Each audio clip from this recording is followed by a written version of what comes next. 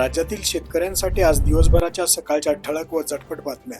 शेतकऱ्यांसाठी आज मंत्रिमंडळ बैठकीमध्ये 5 महत्त्वपूर्ण निर्णय घेण्यात आले। त्यामुळे व्हिडिओला पूर्ण बघा, कुठेही स्किप करू नका। मुख्यमंत्री देवेंद्र फडणवीस यांनी पत्रकार परिषदेत माहिती दिली आहे की राज्य सरकार अतिवृष्टी आणि पूरग्रस्त शेतकऱ्यांच्या शेती पिकाच्या नुकसानीसाठी 11,000 कोटी रुपयाची मदत विशेष बाब म्हणून देणार आहे। या निधी वितरणाला मंत्रिमंडळ बैठकीत मान्यता देण्यात आली आहे। मुख्यमंत्र्यांनी सांगितले की आतापर्यंत 8,000 कोटी रुपये वितरित झाले असून सुमारे 40 लाख शेतकऱ्याच्या खात्यामध्ये पैसे पोहोचले आहेत। आजच्या बैठकीत नव्याने 11,000 कोटी वितरित करण्यास मान्यता मिळाली आहे। मुख्यमंत्र्यांच्या 8,000 कोटीच्या दाव्यावर प्रश्नचिन्ह उपस्थित केलेले आहेत। वास्तविक पाहता ऑगस्ट आणि सप्टेंबर महिन्यातील नुकसानीपोटी राज्य सरकारने मंजूर केलेली मदत केवळ 4,400 ते 4,600 कोटीच्या दरम्यान आहे। मुख्यमंत्र्यांनी गेल्या वर्षभरात अवकाळी गारपीट आणि अतिवृष्टीसाठी दिलेली सर्व मदत एकत्र करून 8,000 कोटीचा आकडा सांगितला असावा। मंत्रिमंडळाच्या बैठकीत मदत व पुनर्वसन मंत्री मकरंद पाटील यांनी प्रशासनाच्या दिरंगाईमुळे शेतकऱ्यांपर्यंत निधी वेळेवर न पोहोचल्याबद्दल आक्षेप घेतला, ज्यामुळे वरिष्ठ अधिकारी आणि मंत्र्यांमध्ये खडाजंगी झाल्याची बातमी समोर आली आहे। राज्य सरकारने दिवाळीपूर्वी मदत देण्याचे आश्वासन दिले होते, जे प्रत्यक्षात पूर्ण झालेले नाही। मुख्यमंत्री 15 ते 20 दिवसात 90% शेतकऱ्यांना कव्हर करण्याचा प्रयत्न करू असे सांगत असले तरी वारंवार खोटी ठरलेली आश्वासने आणि तुटपुंजा मदतीमुळे शेतकऱ्यांमध्ये सरकारबद्दल अविश्वासाची भावना निर्माण झाली आहे। ॲग्रीस्टॅक अंतर्गत ज्या शेतकऱ्यांकडे फार्मर आयडी आहे त्यांची ई-केवायसी न करता थेट मदत दिली जाईल असे आश्वासन सरकारने दिले होते, मात्र प्रत्यक्षात अनेक शेतकऱ्यांकडून ई-केवायसी करून घेतली तरी त्यांच्या खात्यामध्ये पैसे जमा झाले नाहीत। मुख्यमंत्र्यांच्या म्हणण्यानुसार जे शेतकरी पात्र होते त्यांच्याच खात्यात ते पैसे जमा झाले आहेत। आतापर्यंत या अंतर्गत 8,000 कोटी रुपये हे रिलीज झालेले आहेत। जवळपास 40 लाख शेतकऱ्यांच्या खात्यांमध्ये पैसे पोचलेले आहेत। आज मंत्रिमंडळाच्या बैठकीत अजून 11,000 कोटी रुपये रिलीज करण्याला मान्यता देण्यात आली, कारण हे बजेटमधले पैसे नसल्यामुळे याला विशेष बाब म्हणून मान्यता देण्यात पैसे आपण टाकतोय, जर ते 3 हेक्टरवाले असतील तर। त्यामुळे माझा अंदाज असा आहे की पुढच्या 15 ते 20 दिवसांमध्ये पूर्णपणे शेतकऱ्यांच्या खात्यामध्ये हे पैसे जातील। 90% पर्यंत आम्ही शेतकरी हे पुढच्या 15 ते 20 दिवसात कव्हर करायचा प्रयत्न करू। ॲग्रीस्टॅकचे जे अकाउंट होल्डर आहेत या कोणाचे आम्ही ई-केवायसी करत नाहीये, अन्यथा ई-केवायसीलाच 1 महिना लागला असता। तर एखाद्या केसमध्ये जिथे ॲग्रीस्टॅकमध्ये नाव नाही आणि एलिजिबिलिटी आहे त्यांचंच केवळ ई-केवायसी आपण करतोय, त्यांनाही आपण पहिले मदत देऊ, त्याच्यानंतर मग ई-केवायसी करू असाही निर्णय आपण केलेला आहे। त्यामुळे पुन्हा एकदा सांगतो की जवळपास आपण त्या ठिकाणी जी थेट मदत आहे त्यापैकी 8,000 कोटी रिलीज केली आहे। 11,000 कोटी आज रिलीज आपण करतो आहोत आणि आता ती आपल्या शेतकऱ्यांच्या खात्यामध्ये जायला सुरुवात झाली। परभणी येथे एका संतप्त शेतकऱ्याने थेट जिल्हाधिकाऱ्यांची गाडी फोडून आपला रोष व्यक्त केला। सरकारने कोट्यावधीच्या पॅकेजची घोषणा करूनही दिवाळीनंतर शेतकऱ्यांच्या खात्यावर तुटपुंजी मदत जमा झाली आहे, त्यामुळे शेतकऱ्यांमध्ये मोठा असंतोष आहे। गेल्या महिन्यात मराठवाडा आणि विदर्भामध्ये झालेल्या अतिवृष्टीमुळे शेतकऱ्यांची पिके, गुरे-ढोरे आणि घराचे मोठे नुकसान झाले आहे। मुख्यमंत्री, उपमुख्यमंत्री आणि मंत्र्यांनी पूरग्रस्त भागात दौरे केले होते आणि दिवाळीपूर्वी मदत देण्याचे आश्वासन दिले होते। कोट्यावधीचे पॅकेज जाहीर झाले होते, पण अनेक शेतकऱ्यापर्यंत मदत पोहोचलेली नाही किंवा जी मदत पोहोचली ती अत्यंत तुटपुंजी होती। जिल्हाधिकाऱ्यांची गाडी फोडणारा शेतकरी संतोष पैके म्हणाला की सरकारने शेतकऱ्यांना फसवले आहे आणि कर्जमाफी केली नाही। त्यांनी देवेंद्र फडणवीस यांचे 7/12 कोरा करण्याचे आश्वासन, 18,500 रुपयाची मदत न मिळणे, तसेच मोदी शहा यांनी दिलेले शेतकऱ्यांचे उत्पन्न दुप्पट करण्याचे आश्वासन आणि परदेशातील काळे धन आणून 15 लाख रुपये खात्यावर टाकण्याचे आश्वासन पूर्ण न झाल्याबद्दल तीव्र नाराजी व्यक्त केली। त्याने मला गोळ्या घाला असे म्हणत आपला रोष व्यक्त केला आहे। पिके गेल्याने कर्जाचा बोजा वाढत आहे, मात्र योग्य मदत मिळत नसल्याने शेतकरी हातात झाला आहे। या असंतोषच्या पार्श्वभूमीवर नागपूरमध्ये बच्चू कडू यांनी हजारो शेतकऱ्यांना घेऊन मोठे आंदोलन सुरू केले आहे। माजी आमदार हर्षवर्धन जाधव यांनी या घटनेवर प्रतिक्रिया देताना शेतकऱ्याच्या संतापाला पाठिंबा दिलाय। त्यांनी 100% कर्जमुक्ती आणि नुकसान भरपाईची मागणी केली आहे आणि भविष्यात मंत्र्यांच्या गाड्या फोडल्या जाऊ शकतात असा इशाराही दिलाय। शेतकऱ्यांचा राग सध्या प्रशासन आणि अधिकाऱ्यावर दिसत असला तरी जर योग्य पावले उचलली गेली नाहीत तर हा रोष लवकरच सत्ताधाऱ्यांवरही दिसू शकतो।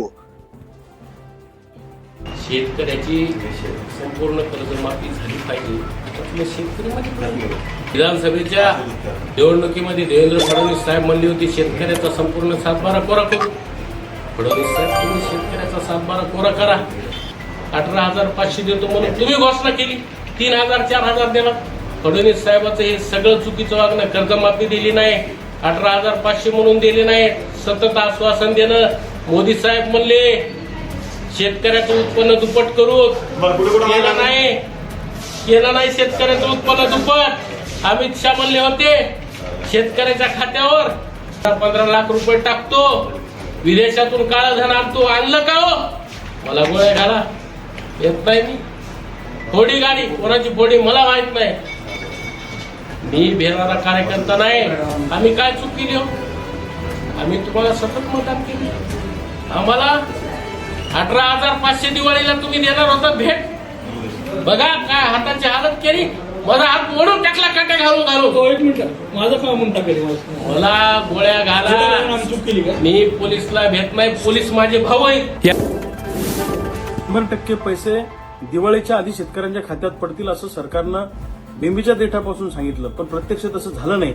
आणि म्हणून नांदेड जिल्ह्यातल्या एका शेतकऱ्यांनी तहसीलदाराची गाडी फोडून संताप व्यक्त केला. मी मागे एकदा म्हटलं होतं की शेतकऱ्यांची पोरं उद्या नेपाळसारखी परिस्थिती तयार करू शकतात, मंत्र्याच्या कॉलर पकडून त्यांना रस्त्यावर मारू शकतात. एवढा संताप आणि असंतोष लोकांच्या मनामध्ये आहे. त्याचं हे द्योतक आहे, त्याचं हे उदाहरण आहे. प्रचंड संताप लोकांच्या मनामध्ये आहे. 100% कर्जमुक्ती आणि नुकसान भरपाई 100% मिळाली पाहिजे अशी शेतकऱ्यांची मागणी आहे. सोयाबीन कापसाच्या भावाची पण मागणी आहे. आज नांदेडमध्ये एका शेतकऱ्यांनी तहसीलदाराची गाडी फोडली. उद्या भविष्यामध्ये मंत्र्यांच्या गाड्या जर का शेतकऱ्याच्या पोरांनी फोडल्या नाही तर नवल वाटू देऊ नका.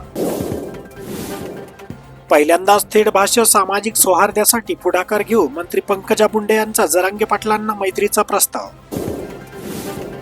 शेतकऱ्यांवर आसमानी संकट सुरू. श्रीरामपूर, कोपरगाव, राहता, संगमनेर, राहुरी, नेवाशाला तडाखा. महामार्गासाठी पैसे पण कर्जमाफीसाठी नाही, सुप्रिया सुळे यांचे वक्तव्य. शेतकऱ्यांना मदत न करता केवळ पाहणी दौरे करणाऱ्या सरकारवर खासदार सुप्रिया सुळे यांनी जोरदार टीका केली आहे. शक्तीपीठ महामार्गासाठी सरकारकडे पैसे आहेत पण शेतकऱ्यांची कर्जमाफी करायला पैसा नाही, ही महाराष्ट्रातील लाजिरवाणी परिस्थिती आहे, असा घणाघात सुळे यांनी केलाय. अवकाळीची हजेरी, पिकांना फटका. जिल्ह्याच्या ग्रामीण भागात मोठे नुकसान. शहर पिंपरी चिंचवडलाही झोडपले.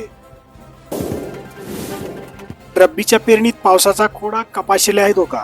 हवामान खात्याचा इशारा. जिल्ह्यात 5 दिवस पावसाची शक्यता. 3 दिवस पेरणी लांबणीवर. अवकाळीने झोडपले. 3 दिवस येलो अलर्ट. वाहतूक कोंडी आणि नागरिकाची तारांबळ. शासनाचा निर्णय. 4थीसाठी 5,000 तर 7वीच्या मुलांना 7,500ची शिष्यवृत्ती. व्यापाऱ्यांची दिवाळी, शेतकऱ्यांचे दिवाळे. ऐन हंगामात पाडले भाव. शासन प्रशासनाच्या अनास्थेने उद्भवली स्थिती. सीसीआय खरेदी अभावी कापूस दरात घसरण. जिल्ह्यात पावसाचा कहर सुरूच. पिकाचे नुकसान. शेतकरी मेतकुटीला. सोंगणी करून ठेवलेल्या पिकाचे झाले मातेरे. शेतकऱ्यांना हेक्टरी 50,000 रुपये आर्थिक मदत द्या. शेतकऱ्यांची मागणी. अवकाळी पावसाने तोंडचा घास हिरावला. शेतकऱ्यांना दिलासा. आजपासून अतिवृष्टी अनुदान वाटपास होणार सुरुवात. प्रशासनाकडून बाधित शेतकऱ्यांच्या याद्या अपलोड करण्याचे काम सुरू. मदत खात्यात येणार लवकर. अवकाळी पावसाच्या तडाख्याने शेतकरी संकटात. शेतीसोबत घराचेही झाले नुकसान. सोयाबीनला हमीपेक्षा कमी दर. शेतकरी हतबल. सरकारी खरेदी केंद्र सुरू न केल्याने खासगी व्यापारी करतायत मनमानी. सेंद्रियच्या नावाखाली भलत्याच मालाची विक्री आता चालणार नाही. केंद्र शासनाची समिती करणार प्रमाणपत्राची तपासणी. ग्राहकाची फसवणूक टळण्यास होणार मदत. पावसामुळे शेतकरी वैतागला. रब्बीनंतर खरीपही गेले वाया. नवीन हंगामावर शेतकऱ्यांच्या आशा. पावसाचे सत्र थांबत नसल्याने शेती पिकाचे होते मोठे नुकसान. 2026 नंतर शेतकऱ्यांना मोफत वीज देणार देवेंद्र फडणवीस. बोगस मतदार थोपविणार. निवडणुका होणार की नाही ते आम्ही ठरवू. उद्धव ठाकरे यांचा इशारा. अतिवृष्टीमुळे झालेल्या नुकसानीचे पंचनामे करण्यासाठी शेतकऱ्याचे आंदोलन. पोहनेर तलाठी सज्जापुढे बेमुदत धरणे आंदोलन. सोयाबीनसाठी मुख्यमंत्र्यांची मोठी घोषणा, 30 तारखेपासून नोंदणी सुरू होणार, कमी भावात सोयाबीन न विकण्याचे आवाहन. वाहून गेलेल्या जमिनीचे पंचनामे अजूनही उरकिनात. सप्टेंबर महिन्यात नद्यांना आलेल्या पुराने नदीकाठच्या जमिनी वाहून खरडून गेल्या आहेत. विहिरीचेही नुकसान झाले आहे.